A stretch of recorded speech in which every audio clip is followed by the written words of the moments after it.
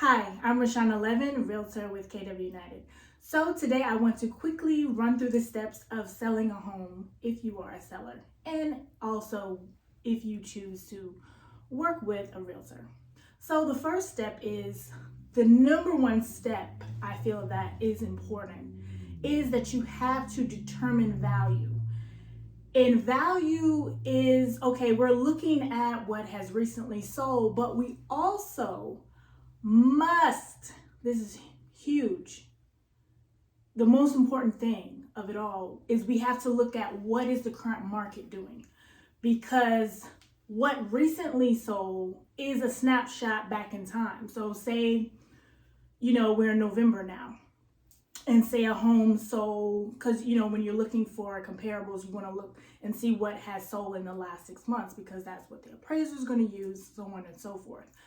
But that's a snapshot in time. So 6 months ago, I don't know the math, but let's say it was June, for instance. And what happened in June, there are a lot of different factors that happen in June. That's the buying and selling season. Interest rates may have been lower than, a lot of incentives, or whatever is going on in the market. So if you're listing your home now, what does that look like for you? And also when you're buying that next home, what does that look like? Also, so we want to determine what the value was, because that's past, but also what it is now. So I analyze the market and look at what is actually coming down the pike. What can we expect? I mean, nobody has a crystal ball, but to see what makes sense to actually list your home at. And also determining a price depends on whether you want to fix things up. Do you want to sell it as is? Or like say, well, I'm not doing anything. I'm not painting. I'm not moving anything. I'm not doing nothing. So you have that as a sales price. Then you have, okay, well, I'm going to declutter. I'm going to stage the home. I'm going to fix the yard, give it some curb appeal. Or you're going to do a complete renovation. So everything that we do has to add value, because it's your sweat equity, because you actually have to move things out of the house. You have to do all these things. So that's the first thing. So we have to determine value. Then you have to hire an agent. So you're interviewing agents to see who is the best fit that can get the deal done for you. And I would suggest that you look at not just if a realtor has sold a home in your area, because just because an agent has never sold a home in your area doesn't mean that they can't sell your house.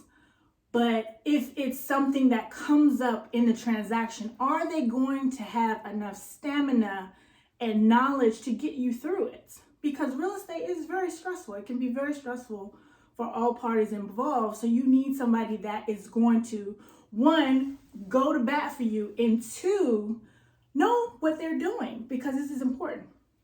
So hire the right agent, then do the pre-marketing. So we want to get the home ready for sale, determine what the showing times are going to be, whether you're going to do an open house, and how many are going to be there, whether you want to sign in the yard. So come up with a unique marketing strategy for your home. And talk about worst case scenarios. If your home doesn't sell within that time frame you need, what is that going to look like for you? So, if it doesn't sell, like say, well, I got to be out of here. Like my house has to be under contract in 20 days. And if it's not under contract in 20 days, what are you willing to do? Are you willing to lower the price? And is lowering the price going to really get the home sold? So you got to think about those things. So you have to have an agent that's knowledgeable to get you through those things. So we always want to talk about worst case scenarios. I mean, we want the best. All agents want the home to sell for the most price that it can if they're working for you.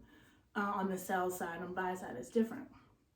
Also, what does that transition look like for you going to the next house? If the house sells too fast, are you going to need a rent back? Are you going to have to get temporary housing, all those things.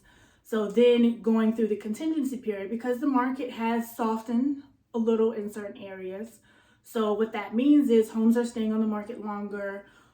Contracts actually have contingencies, which a contingency means that the contract has to do X, Y, and Z for us to move forward. So you could have a home inspection contingency. So if a buyer has a home inspection contingency on your home and they have a home inspection, that means that they are not obligated to still move forward with that contract. They'll send you a list of things that they want done, or they may ask for a credit. So you have to determine at that point, is it worth you to fix all those things or just give them a credit, or you want to go back on the market? So you have to think about that. So you actually have to have an agent that has a list of contractors and all that. So you can ask me about a pre-listing inspection to find out if there's anything major that we need to address ahead of time. So also, after the contingencies are up, we got to work through the buyer financing. How is the financing going? Then we have to get through the appraisal.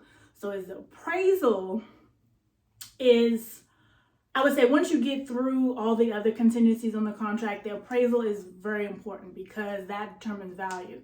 So if the value comes in lower than what the sales contract is, are you willing to lower the price?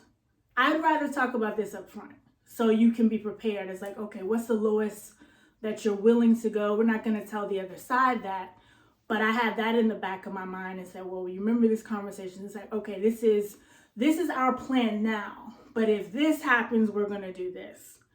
Still come back to you and tell you, okay, well, this is what we discussed. Are you still fine with that? Do you want to make adjustments to it? So, and then determine whether, do you want to, once everything, the loan is clear to close, and we got to finalize everything, finalize your move. What does that move look like for you? Where are you going to move? Or do you need to put the stuff in storage? Do you need a rent back? And between all that time, if you're buying another house, if you're buying out of state, I can help you find an agent to assist you there. If you're buying locally, I can assist you in Virginia, Maryland, and DC. And also determine and if you're moving out of state, then, I can assist with that too.